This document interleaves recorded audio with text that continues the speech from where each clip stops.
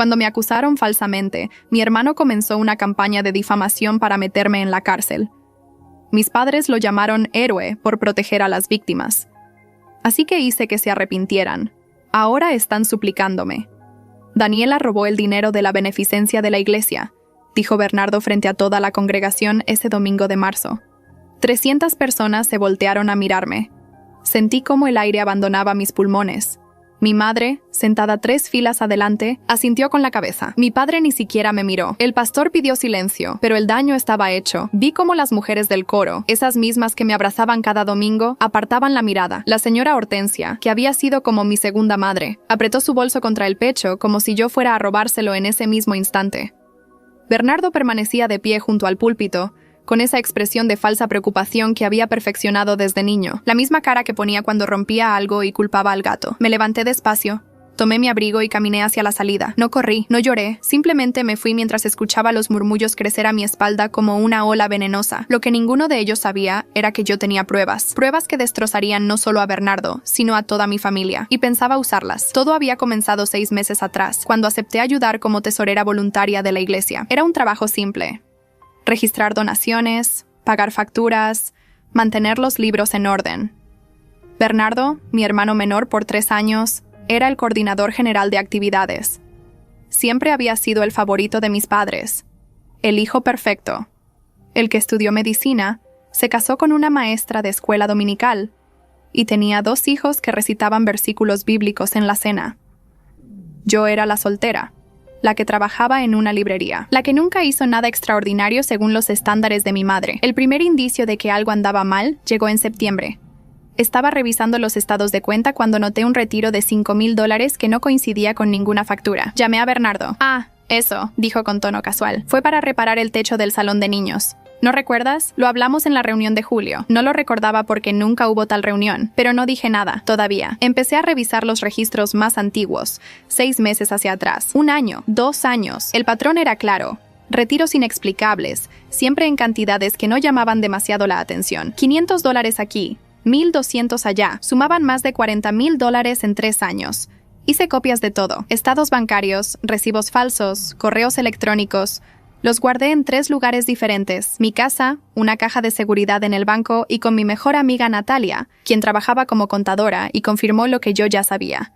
Bernardo había estado robando de la iglesia durante años. Tienes que denunciarlo, me dijo Natalia mientras revisábamos los documentos en su oficina un viernes por la noche. Lo haré, respondí, pero primero necesito más pruebas. Algo irrefutable. Esa fue mi primera equivocación. Darle tiempo. Bernardo debió notar que yo estaba investigando porque 2 semanas después, el pastor me llamó a su oficina. Mi hermano estaba ahí, junto a mis padres y 3 ancianos de la iglesia. Daniela, comenzó el pastor Eusebio con voz grave. Han surgido acusaciones muy serias sobre irregularidades en las finanzas. Sentí un alivio momentáneo. Finalmente, alguien más había notado el problema. Tu hermano ha descubierto que faltan más de $30,000. Continuó. Y todas las transacciones sospechosas llevan tu firma de autorización. El mundo se detuvo. ¿Qué? Logré articular. Bernardo sacó una carpeta. Adentro había copias de cheques, todos firmados por mí, excepto que yo nunca había autorizado esos pagos. Las firmas eran perfectas imitaciones. Daniela, mi madre habló por primera vez, con voz quebrada. ¿Cómo pudiste hacernos esto? Yo no hice nada, dije, mirando directamente a Bernardo. Él sostuvo mi mirada sin pestañear. Alguien falsificó mi firma. Eso es exactamente lo que diría una ladrona. Intervino uno de los ancianos.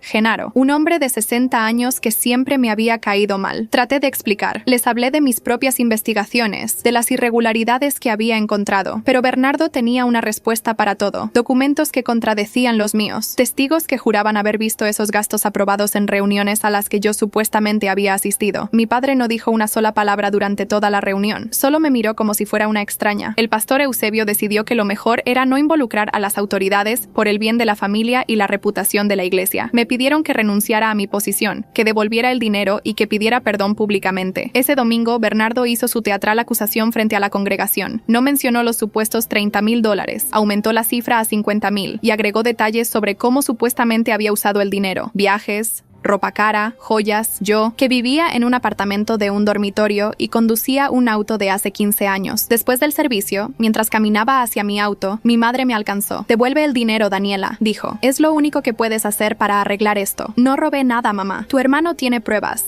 El pastor las vio, los ancianos las vieron. ¿Por qué mentiría Bernardo? Esa es exactamente la pregunta correcta, respondí. ¿Por qué mentiría? Ella me miró con algo que nunca había visto en sus ojos: desprecio. Siempre supimos que tenías envidia de tu hermano, pero nunca pensamos que llegarías tan bajo. Se alejó antes de que pudiera responder. Mi padre ni siquiera se había acercado. Esa noche, sentada en mi apartamento con las copias de los documentos esparcidos sobre la mesa, tomé una decisión. No iba a defenderme. No iba a suplicar que me creyeran. Iba a destruirlos. A todos. Porque mientras Bernardo creía que había ganado, mientras mis padres lo consolaban y le decían que era un héroe por exponer la verdad, yo tenía algo que él no sabía que existía: una grabación. 6 semanas antes, había instalado una pequeña cámara de seguridad en mi escritorio de la oficina de la iglesia. Oficialmente era para proteger los documentos importantes. En realidad, había sido pura paranoia después de notar que alguien había movido mis cosas. Esa cámara había capturado a Bernardo entrando a mi oficina un martes por la noche, cuando se suponía que el edificio estaba cerrado. Lo había grabado abriendo mi archivador con una llave que no debería tener. Lo había filmado practicando mi firma en una hoja tras otra.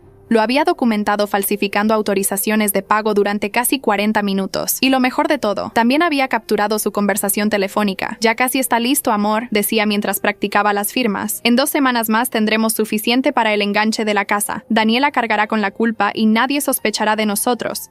Mi familia es demasiado estúpida para cuestionarme. La casa». Había estado presumiendo con nuestros padres sobre una oportunidad de inversión que había encontrado. Una propiedad de $300,000 en un barrio exclusivo. Dinero que supuestamente había ahorrado de su salario de médico. Dinero robado de la iglesia. Pero no hice nada con esa información.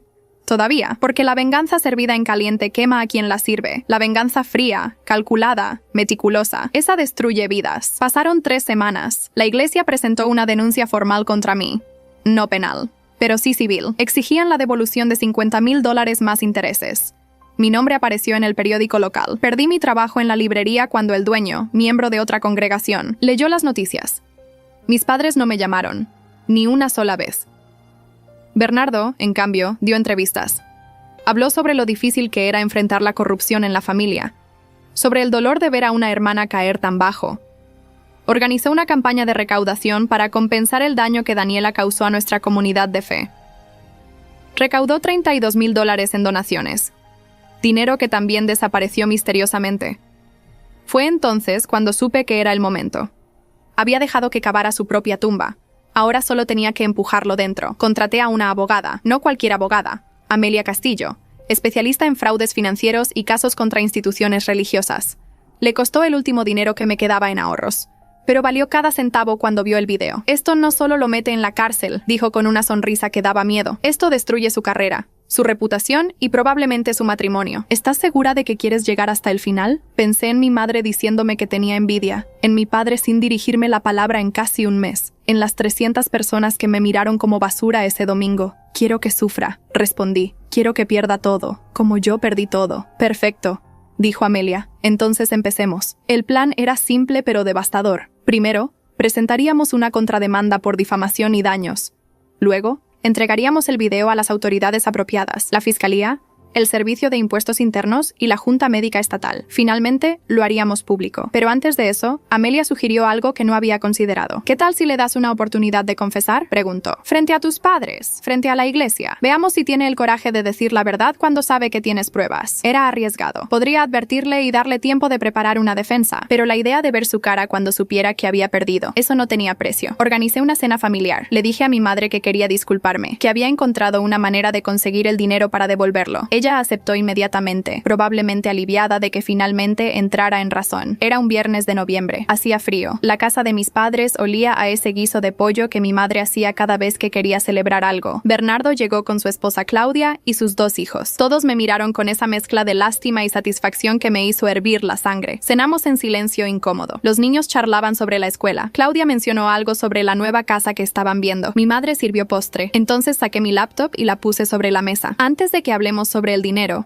dije con voz calma, «hay algo que todos necesitan ver». La expresión de Bernardo cambió instantáneamente.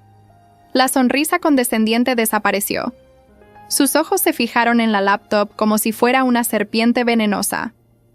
«¿Qué es esto, Daniela?», preguntó mi padre con tono cansado. «Sí, es otra excusa». «No es una excusa», interrumpí. «Es la verdad». Presioné play. El video comenzó con la fecha y hora en la esquina. Martes 8 de octubre, 9:47 de la noche. La oficina de la iglesia estaba vacía y en silencio.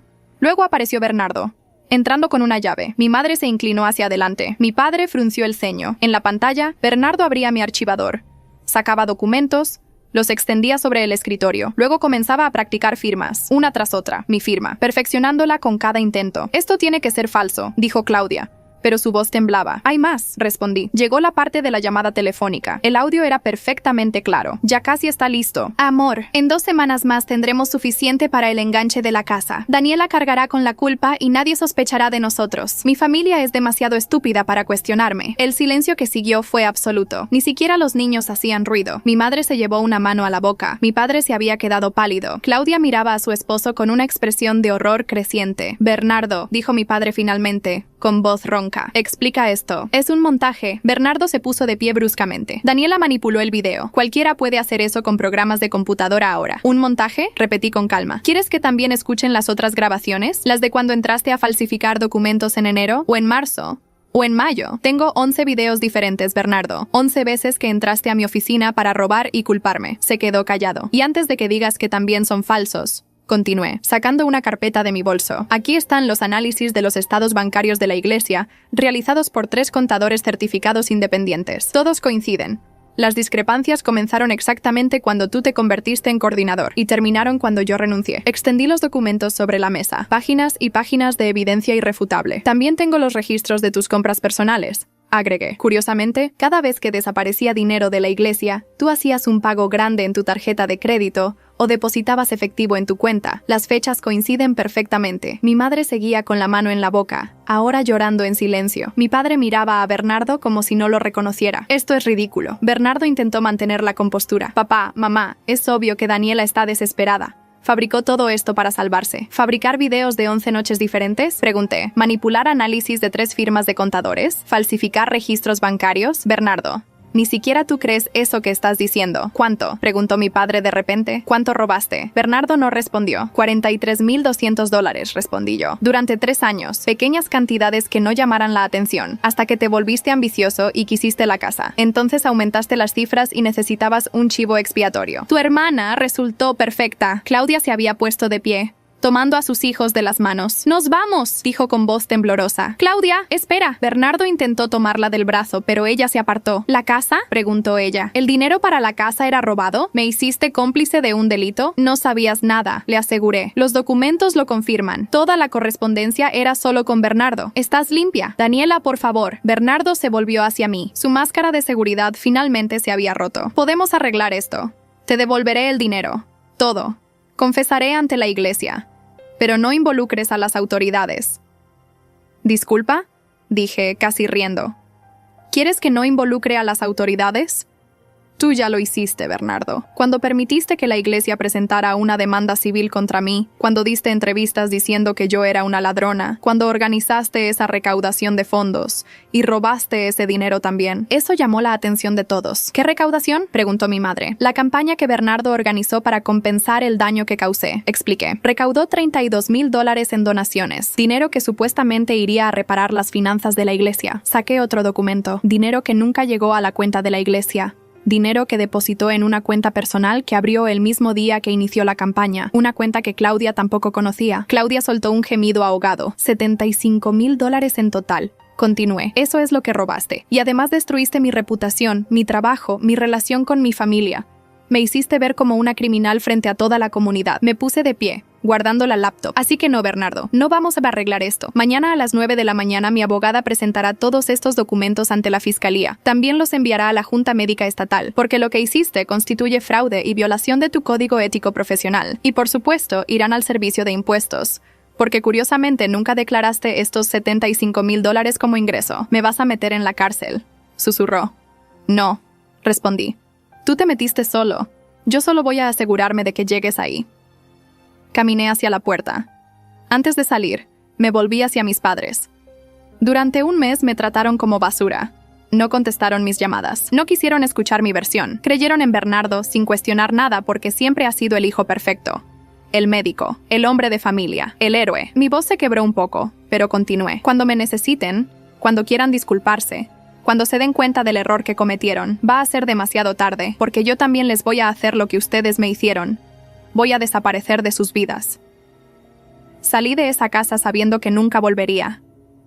3 días después, la historia explotó en las noticias locales, no porque yo la filtrara, sino porque la fiscalía consideró el caso lo suficientemente grave como para hacer una declaración pública. Fraude contra una institución religiosa, falsificación de documentos, malversación de fondos de caridad. Los cargos seguían acumulándose. La Junta Médica suspendió inmediatamente la licencia de Bernardo, mientras investigaban. El hospital donde trabajaba lo puso en licencia administrativa. Su rostro apareció en el periódico, pero esta vez no como el héroe que expuso a su hermana corrupta, sino como el médico acusado de robar más de $70,000 de una iglesia.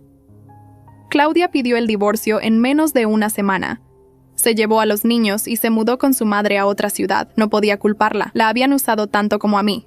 La iglesia, avergonzada por el escándalo, ofreció una disculpa pública. El pastor Eusebio leyó un comunicado reconociendo que habían actuado precipitadamente basándose en evidencia fabricada. Pidieron que regresara. Jamás volví a poner un pie en ese edificio. Pero lo más difícil fue lidiar con mis padres. Mi madre me llamó 2 días después de que presentáramos los cargos. Lloró durante 20 minutos seguidos. Pidió perdón una y otra vez. Dijo que había sido una tonta, que debió haberme escuchado, que nunca quiso hacerme daño. Escuché en silencio. «Daniela, por favor», suplicó finalmente. «Di algo, grita, llora, pero por favor, no nos abandones. Eres nuestra hija». Cuando Bernardo me acusó, respondí con voz fría. Yo también era su hija, pero eso no importó. Lo que importó fue que él era el exitoso y yo la soltera que nunca hizo nada importante. Fue más fácil creerle a él que defenderme a mí. Estábamos equivocados. No quiero escucharlo, mamá. No ahora. Tal vez nunca. Colgué. Mi padre intentó un acercamiento diferente. Apareció en mi nuevo apartamento. Porque sí, tuve que mudarme después de que los vecinos empezaran a murmurar. Tocó la puerta un sábado por la mañana. Lo dejé pasar porque seguía siendo mi padre, aunque esa palabra había perdido algo de significado. Se sentó en mi pequeña sala, mirando alrededor como si nunca hubiera visto pobreza antes. Técnicamente no era pobreza, solo era un apartamento modesto.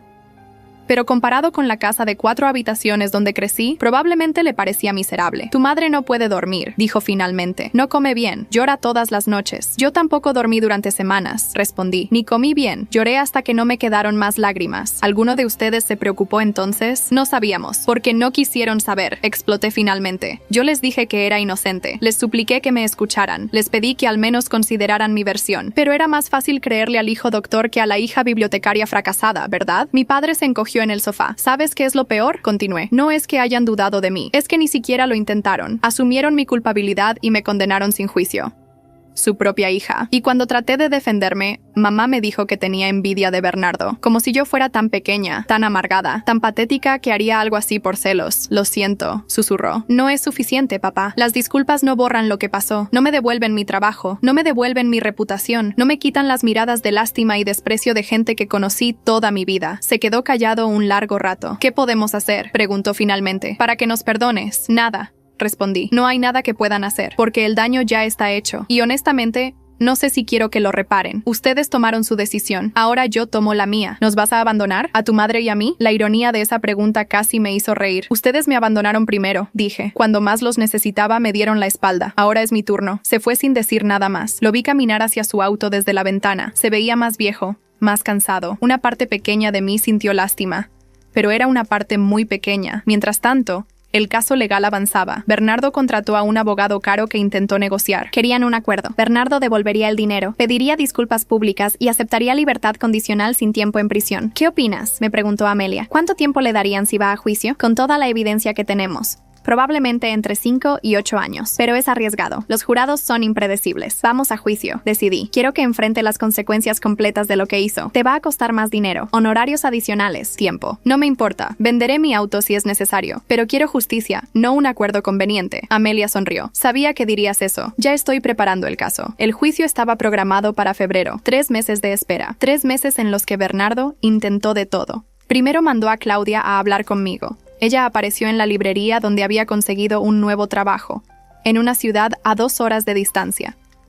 «No vengo a defenderlo. dijo inmediatamente. Vengo a pedirte que pienses en mis hijos. Sus hijos. Tus hijos, la corregí. Dejó de ser su padre cuando decidió robar y mentir. Daniela, si va a la cárcel perderán a su papá. Ya perdieron su casa, su escuela, sus amigos. ¿No es suficiente castigo? ¿Para quién?, pregunté. ¿Para Bernardo o para ti? Porque suena como si estuvieras más preocupada por las consecuencias que enfrentas tú que por lo que él hizo. No es justo. ¿Justo? La interrumpí. ¿Sabes qué no es justo? Que yo perdiera todo por las mentiras de tu esposo. Mi trabajo, mi reputación, mi familia. ¿Alguien pensó en si eso era justo para mí? Se fue llorando.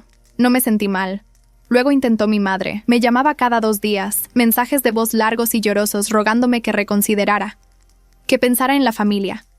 Que Bernardo había cometido un error, pero no merecía que su vida quedara destruida. Destruyó la mía sin pensarlo 2 veces. Le dije en la única llamada que contesté. ¿Por qué debería tener más compasión por él de la que él tuvo por mí? Porque eres mejor persona que él, respondió. Exactamente, soy mejor persona. Por eso voy a asegurarme de que pague por lo que hizo. Las buenas personas no dejan que los criminales salgan impunes solo porque comparten ADN. Finalmente, Bernardo mismo intentó contactarme. Me envió cartas, emails, mensajes a través de personas que apenas conocíamos. Todos decían esencialmente lo mismo, que estaba arrepentido, que cometió un error terrible, que haría cualquier cosa para arreglarlo. Cualquier cosa excepto haber dicho la verdad desde el principio. Cualquier cosa excepto haberme defendido cuando tuvo la oportunidad. Cualquier cosa excepto aceptar las consecuencias de sus actos, sin intentar manipularme para que lo salvara. Ignoré cada intento. Natalia, mi amiga contadora que me había ayudado desde el principio, me invitó a cenar una noche de diciembre. ¿Cómo te sientes?, preguntó mientras compartíamos una pizza en su departamento. Honestamente no lo sé, admití. Parte de mí siente satisfacción, ver cómo su mundo se derrumba después de lo que me hizo. Pero otra parte, ¿se siente culpable?, completó. Un poco. ¿Eso me hace mala persona? No, respondió firmemente. Te hace humana. Pero recuerda, tú no destruiste su vida. Él lo hizo. Tú solo te aseguraste de que la verdad saliera a la luz. Mi madre no lo ve así, ni mi padre. Para ellos soy la hija cruel que no puede perdonar un error. ¿Un error? Natalia dejó su trozo de pizza. Daniela, esto no fue un error. Fue un plan calculado. Él te investigó, te estudió, falsificó tu firma, fabricó evidencia, destruyó tu reputación y luego robó más dinero haciéndose pasar por el héroe. Eso no es un error. Es sociopatía. Tenía razón, por supuesto, pero el sentimiento de culpa no desaparecía completamente. ¿Y si realmente está arrepentido?, pregunté. ¿Y si el tiempo en prisión no sirve de nada excepto para destruir lo que queda de su familia? Natalia me tomó de la mano. Escúchame bien.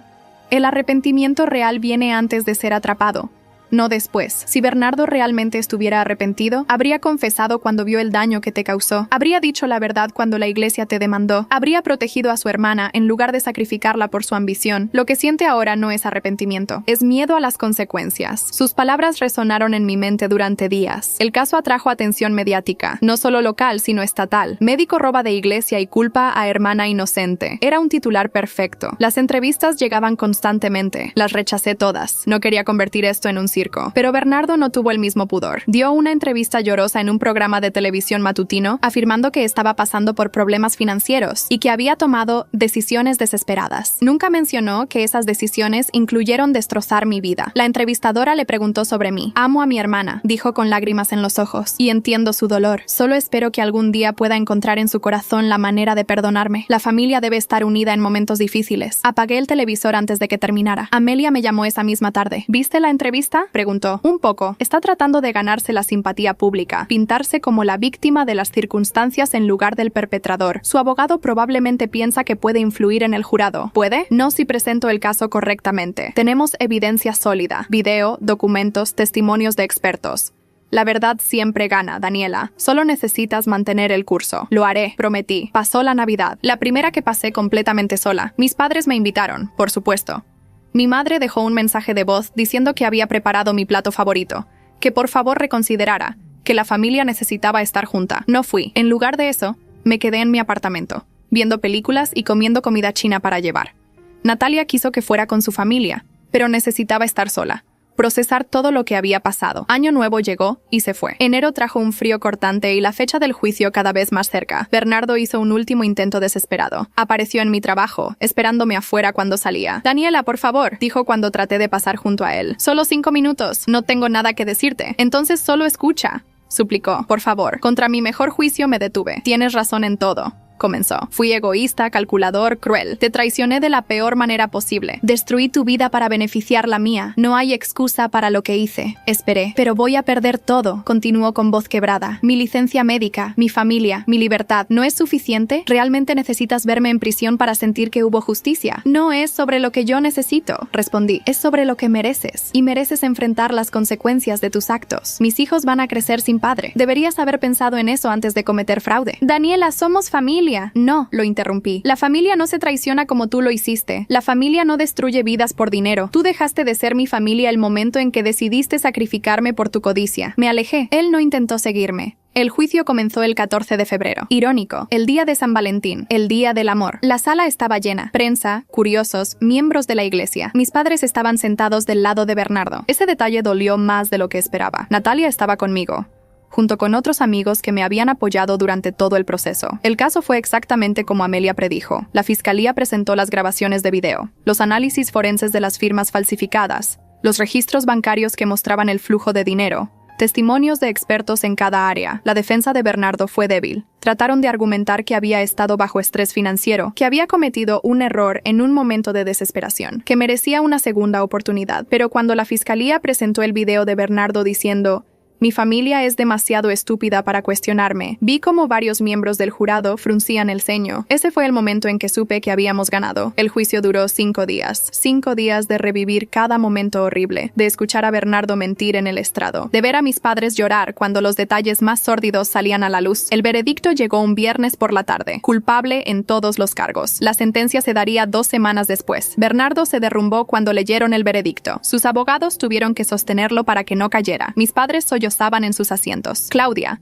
quien había venido solo para el veredicto, se fue inmediatamente. Yo me quedé sentada, sin llorar, sin sonreír, solo sintiendo un vacío extraño donde había esperado sentir triunfo. Afuera de la corte, los reporteros me rodearon. ¿Cómo se siente al ver a su hermano condenado? ¿Qué mensaje tiene para otras víctimas de fraude familiar? ¿Alguna vez podrá perdonarlo? Amelia los apartó mientras caminábamos hacia su auto. Pero antes de irme, me volví y di una declaración breve. La justicia no siempre se siente como se espera, dije, pero es necesaria. Para mí, para otros que han sido traicionados por personas en quienes confiaban, y para enviar el mensaje de que las acciones tienen consecuencias, sin importar quién seas o qué vínculos familiares tengas. Eso fue todo lo que dije. La sentencia llegó 2 semanas después. 7 años de prisión, más restitución completa de los $75,000 y prohibición permanente de trabajar en posiciones de manejo de fondos. La Junta Médica revocó su licencia de manera definitiva. Bernardo aceptó la sentencia sin emoción visible. Había perdido tanto en tan poco tiempo que probablemente ya no le quedaban lágrimas. Mis padres intentaron hablar conmigo después de la sentencia. Mi madre prácticamente corrió hacia mí cuando salí de la sala. Daniela, por favor, suplicó. Ya fue suficiente. Ya ganaste. Ahora, por favor, ayúdanos a ser una familia otra vez. La miré por un largo momento. Vi a la mujer que me había dado la vida, que me había criado, que me había enseñado a leer y a cocinar.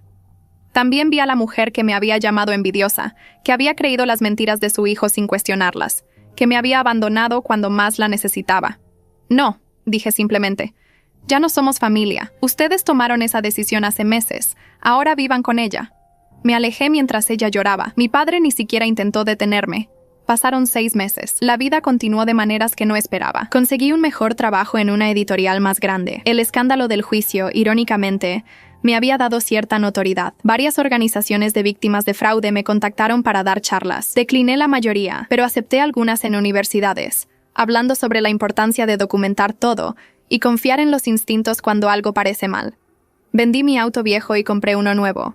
No era lujoso, pero era mío, pagado con dinero que había ganado honestamente. Me mudé a un apartamento mejor, uno con 2 habitaciones y vista a un parque, el tipo de lugar donde podía imaginarme construyendo una vida real. Natalia organizó una cena de celebración cuando me mudé. Por nuevos comienzos, brindó. Por nuevos comienzos, repetí. ¿Has sabido algo de tu familia?, preguntó. Mi madre llama una vez por semana. Dejo que vaya a buzón de voz. Mi padre envió una carta el mes pasado. La quemé sin leerla. Y Bernardo está en prisión, donde debe estar. ¿Alguna vez crees que podrás perdonarlos? Pensé en esa pregunta por un largo rato. No lo sé, admití finalmente. Tal vez algún día, pero no será pronto. Y ciertamente no será porque ellos lo pidan. Será porque yo esté lista. Si es que alguna vez lo estoy. Natalia asintió con comprensión. La vida seguía. Conocí a alguien nuevo en septiembre. Un profesor de historia llamado Teodoro que no sabía nada sobre mi pasado cuando nos conocimos. Cuando finalmente le conté la historia completa, su reacción fue simple. Hiciste lo correcto. dijo, y cualquiera que diga lo contrario está equivocado. No fue dramático ni emotivo. Solo una declaración de hecho, y de alguna manera, eso lo hizo más significativo. Mi cumpleaños número 32 llegó en noviembre. Natalia y Teodoro organizaron una pequeña fiesta en mi nuevo apartamento. Mis nuevos amigos de la editorial vinieron, gente que me conocía solo como Daniela, no como la mujer que envió a su hermano a prisión. Por primera vez en más de un año, me sentí genuinamente feliz. Luego llegó una carta, no de mis padres ni de Bernardo, sino de Claudia. Querida Daniela, comenzaba, no espero que leas esto. Y ciertamente no espero respuesta. Solo quería que supieras que lamento no haberte creído desde el principio. Lamento haber sido tan ciega. Y lamento que mis hijos perdieran a su tía por las acciones de su padre. Si alguna vez estás dispuesta, me gustaría que conocieras a la persona en la que me he convertido después de todo esto. Sin presión. Sin expectativas, solo una disculpa sincera de alguien que también fue engañada por Bernardo. Guardé la carta. No respondí, pero tampoco la destruí. Tal vez algún día. Diciembre trajo las fiestas nuevamente. Esta vez no las pasé sola. Teodoro me invitó con su familia. Gente cálida y acogedora que no me juzgó ni me hizo preguntas incómodas. En la cena de Nochebuena, su madre brindó por nuevas adiciones a la familia. Me incluyó en ese brindis sin pensarlo 2 veces. Sentí algo apretarse en mi pecho, pero era algo bueno. Año nuevo llegó con promesas renovadas. Promoción en el trabajo, planes de mudarme con Teodoro, posibilidad de escribir un libro sobre mi experiencia. La vida no era perfecta, pero era mía, construida sobre verdades, no mentiras, sobre gente que me valoraba, no que me usaba. Un día de febrero, exactamente un año después del veredicto, recibí una llamada de un número desconocido. Casi no contesté, pero algo me hizo hacerlo. Daniela, era la voz de mi madre. Por favor, no cuelgues. Estuve a punto de hacerlo. Solo quiero que sepas que tu padre está en el hospital. Continuó rápidamente. Tuvo un ataque cardíaco. No te estoy pidiendo que vengas. Solo pensé que debías saberlo. Colgó antes de que pudiera responder. Me senté en mi sofá por 1 hora, mirando el teléfono. Teodoro llegó y me encontró así. ¿Qué pasó?, preguntó. Le conté. ¿Vas a ir?, preguntó sin juzgar. No lo sé, admití. Parte de mí siente que debería. Es mi padre. Pero otra parte. Recuerda que cuando tú necesitaste a tu padre, él no estuvo ahí, dijo Teodoro suavemente. No tienes obligación de estar ahí para él ahora. No por culpa. No por deber, solo si realmente quieres. Tenía razón, no fui al hospital, pero envié flores con una nota. Espero que te recuperes. Daniela, no era perdón, no era reconciliación. Era simplemente reconocer que a pesar de todo, no deseaba su muerte. Mi madre me envió un mensaje de texto días después. Está mejor, gracias por las flores. Significaron mucho. No respondí. La vida continuó su marcha. Primavera trajo cambios nuevos. Me comprometí con Teodoro en abril. Una propuesta simple en el parque cerca de nuestro apartamento. Sin fanfarria, sin drama. Solo 2 personas que se amaban decidiendo construir un futuro juntas. Natalia fue mi dama de honor. La boda sería pequeña. Solo amigos cercanos. No invité a mi familia. Mi madre se enteró de alguna manera. Me envió una carta larga, suplicando una invitación, diciendo que había sido castigada suficiente, que merecía ver a su hija casarse. La respuesta de Teodoro cuando le mostré la carta fue directa. ¿Ella estuvo ahí cuando te castigaron injustamente? No. Entonces no merece estar ahí cuando celebres tu felicidad. No la invité. La boda fue en junio. Hermosa y simple. Rodeada de gente que me había apoyado cuando mi mundo se derrumbó. Gente que me conocía y me amaba por quien era, no por lo que podía darles. Durante el brindis, Natalia contó la historia de cómo nos conocimos, de cómo me había ayudado a través del peor momento de mi vida. No mencionó nombres, pero todos sabían a qué se refería. Daniela es la persona más fuerte que conozco, dijo alzando su copa. No porque nunca cayó, sino porque cuando lo hizo, se levantó y reconstruyó su vida ladrillo por ladrillo. Y ahora miren dónde está. Feliz, exitosa, amada. Eso es verdadera victoria. Las lágrimas corrieron por mi rostro, pero eran lágrimas de alegría. Esa noche, mientras Teodoro y yo bailábamos nuestra primera canción como esposos,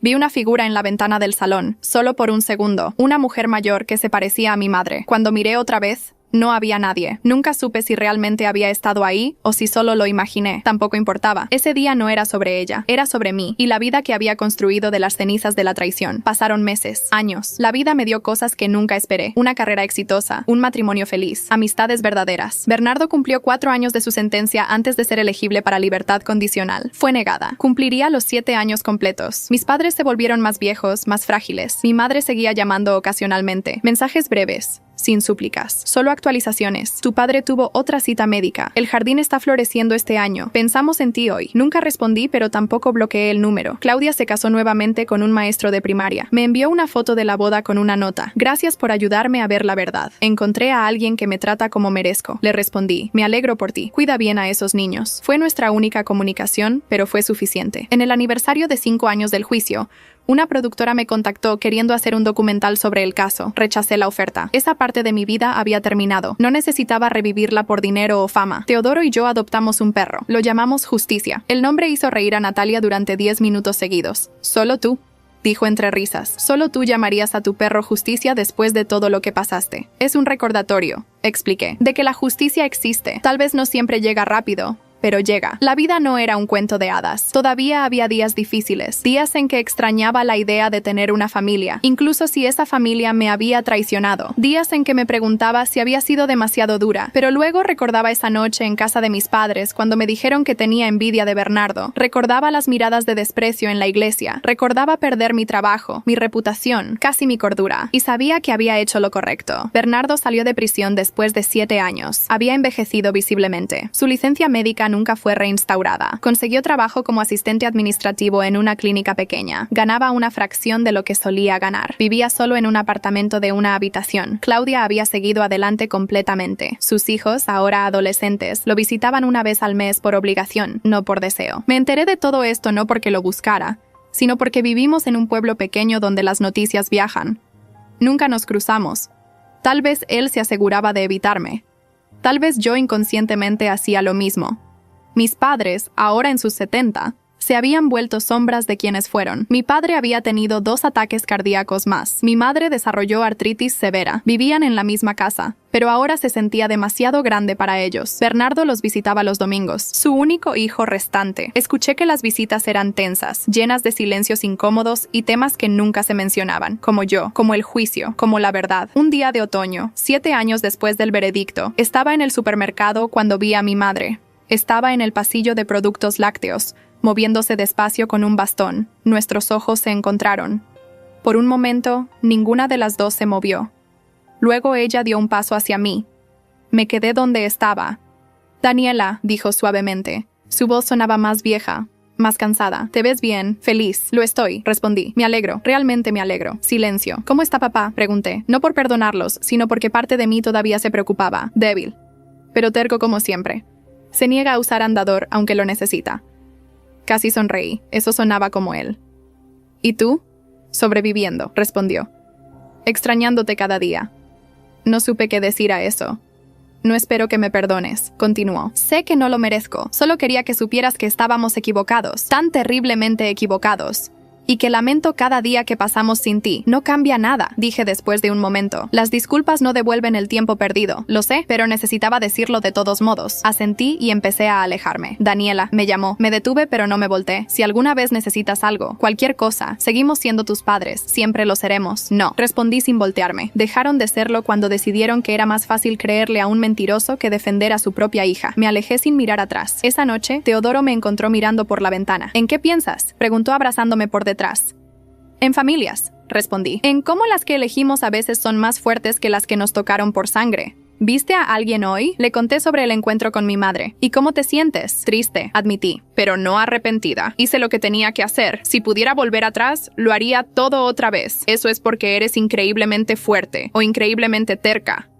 Tal vez ambas cosas. Nos reímos. La vida continuó. 10 años después del juicio, Teodoro y yo habíamos construido algo hermoso. Una vida llena de amor, risas y paz. El tipo de paz que solo viene cuando te liberas de las personas tóxicas, incluso si comparten tu apellido. Bernardo intentó contactarme una vez, años después de salir de prisión. Una carta enviada a mi lugar de trabajo. «Daniela, sé que no merezco tu atención, mucho menos tu perdón, pero he tenido años para pensar en lo que hice, en el daño que causé. No hay día que no me arrepienta, no por estar en prisión, sino por lastimarte. Fuiste la mejor hermana que pude tener, y yo te traicioné de la manera más cruel posible. Si pudiera cambiar el pasado, lo haría en un segundo, pero no puedo. Solo puedo decirte que lo siento, profundamente, sinceramente, y que entiendo si nunca quieres verme o hablarme otra vez. Lo merezco. Solo quería que lo supieras. Lo siento». Leí la carta una vez. La guardé en un cajón junto con todas las otras que nunca había respondido. Tal vez algún día respondería, tal vez no, pero sería en mis términos, en mi tiempo, si es que ese día llegaba. Natalia, quien ahora tenía 3 hijos, y seguía siendo mi mejor amiga, me preguntó una vez si alguna vez había considerado reconciliarme con mi familia. «¿Para qué?», pregunté. «¿Para hacerlos sentir mejor? ¿Para que puedan decir que todo está perdonado y olvidado?» «No», respondió. «Para ti, para que puedas cerrar ese capítulo completamente». «Ya lo cerré», dije. El día que salí de esa corte con el veredicto,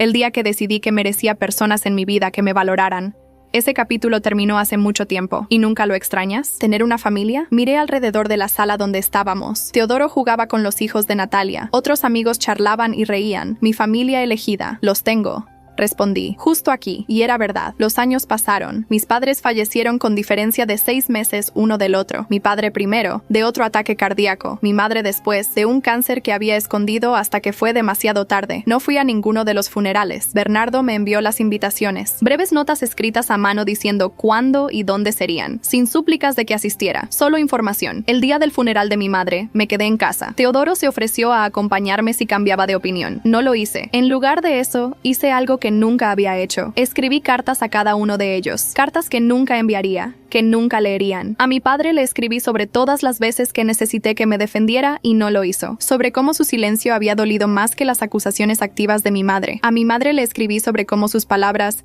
«Tienes envidia de tu hermano», todavía me perseguían, sobre cómo había elegido creer lo peor de mí sin darme el beneficio de la duda. Las quemé después. Ver el papel convertirse en cenizas fue catártico. ¿Te sientes mejor?, preguntó Teodoro. No mejor, respondí, pero sí más libre. Como si finalmente pudiera dejar ir ese último pedazo de dolor que estaba cargando. Heredé una parte de la casa familiar. Bernardo había heredado la otra mitad. Vendimos la propiedad sin nunca reunirnos en persona. Todo se manejó a través de abogados. Usé mi parte del dinero para crear un fondo de becas para estudiantes que habían sido falsamente acusados o injustamente tratados por sus familias. Una manera de convertir mi dolor en algo positivo. Bernardo, según escuché, usó su parte para pagar las deudas que aún tenía. Todavía estaba pagando la restitución ordenada por la corte, y probablemente lo haría por el resto de su vida. 15 años después del veredicto, estaba dando una charla en una universidad sobre justicia y perdón cuando una estudiante levantó la mano. ¿Alguna vez perdonaste a tu hermano?, preguntó. La pregunta me tomó por sorpresa. Generalmente evitaba hablar de mi caso personal en estas charlas. No.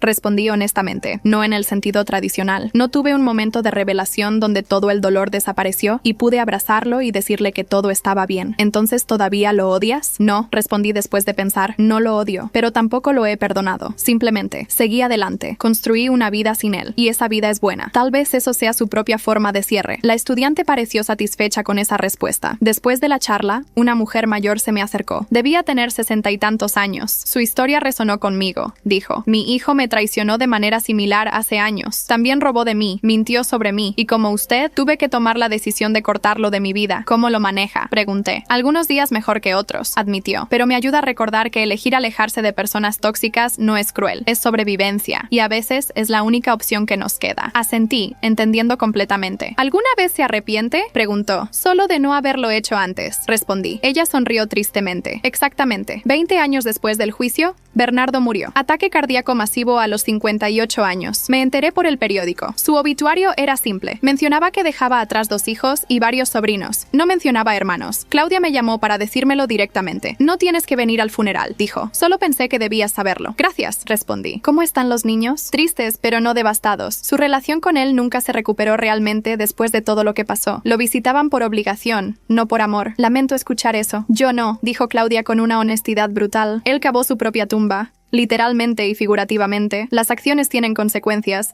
Él aprendió eso de la manera difícil. Hubo una pausa. «Daniela», dijo finalmente. «Sí, gracias por exponer la verdad, por salvarme de años más de estar casada con un mentiroso, por darme la oportunidad de encontrar algo real.